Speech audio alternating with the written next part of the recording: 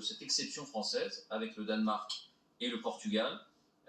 Faut-il y voir la trace du nouveau variant BA2? Faut-il y voir la trace de nos comportements? Alors répétons-le, ça n'est pas dramatique. La contamination, on sait très bien qu'aujourd'hui, ça n'est plus un critère, un indicateur de santé publique. L'indicateur de santé publique, ce sont les cas graves, les cas critiques, les décès. Omicron ne provoque pas ça, ou quasiment pas. Mais on est quand même étonné du succès, enfin, de cet épanouissement, encore une fois, de l'épidémie d'Omicron en France. Voici les 4 pistes pour l'expliquer, les indispensables, avec Justine Fraissinet.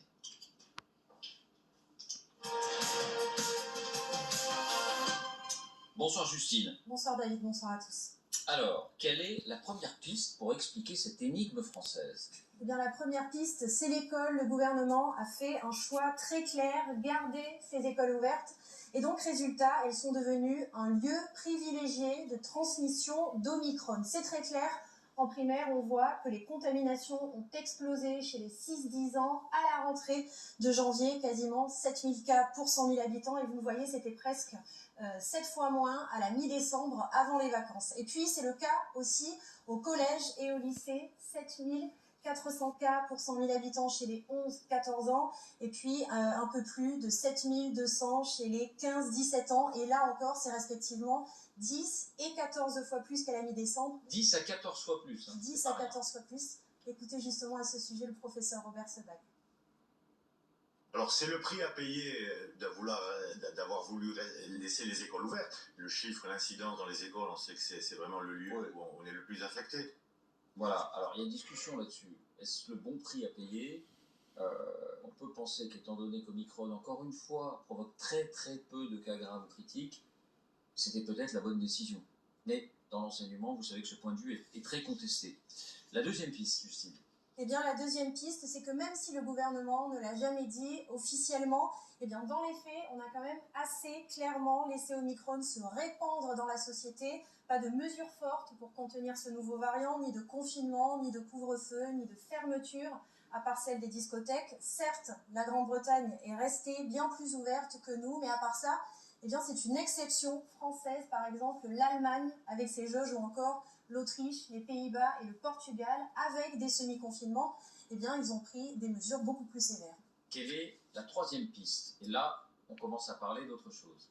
Eh bien, c'est peut-être le changement d'attitude des Français eux-mêmes. Avant-hier, on vous expliquait que les Français n'hésitaient plus à se faire contaminer volontairement. Eh bien, aujourd'hui, c'est le Parisien qui révèle que d'autres décident de ne plus s'isoler s'ils sont testés positifs parce que trop contraignants selon eux.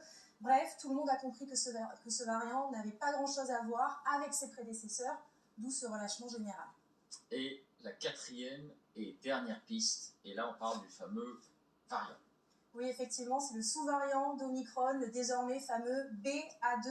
A-t-il relancé les contaminations alors qu'on pensait avoir atteint un pic? Est-il encore plus contagieux? Eh bien, hier, sur notre antenne, Olivier Véran lui-même n'excluait pas qu'on puisse être contaminé avec Omicron, puis, quelques jours après, d'être recontaminé à nouveau avec ce fameux variant BA2. Écoutez justement Olivier Véran. Vous prenez Omicron, vous le mutez juste sur la protéine qui est la clé d'entrée du virus dans la cellule humaine. Du coup, les cellules humaines pourraient ne pas reconnaître ce variant. C'est exactement le même, à une différence près qu'il nous faut explorer. Je n'ai pas de conclusion à faire à ce stade, qui est qu'on pourrait se recontaminer potentiellement au BA2, même lorsque nous aurions été contaminés au variant Omicron. Bon, rappelons qu'a priori BA2, qui est le cousin germain d'Omicron, est donc pas beaucoup plus dangereux, qu'il n'entraîne pas non plus, a priori, mais on le verrait déjà dans les courbes de cas graves et de cas critiques. Et il y a un autre élément qui plaide en faveur de cette hypothèse du sous-variant, Justine. Oui, c'est la comparaison avec le Danemark. Vous le disiez, on le voit avec la France, c'est l'autre pays où les contaminations flambent bien plus que partout ailleurs. Or, eh bien, le Danemark, il séquence énormément et a déjà acté le fait que cette flambée, eh bien, c'est clairement la conséquence du sous-variant BA2. Et chez nous, impossible pour l'instant de le confirmer, puisqu'on le sait, la France séquence très peu, mais beaucoup le pensent. Écoutez à ce sujet le professeur Antoine Flavon. Comme en France, on s'attendait aussi, entre la mi-janvier et maintenant, à voir arriver le pic de contamination, et que ce pic ne semble pas venir, on peut faire une hypothèse et se dire que peut-être nous sommes dans une situation qui ressemble à celle du Danemark. Merci Justine et bonsoir à vous Bruno.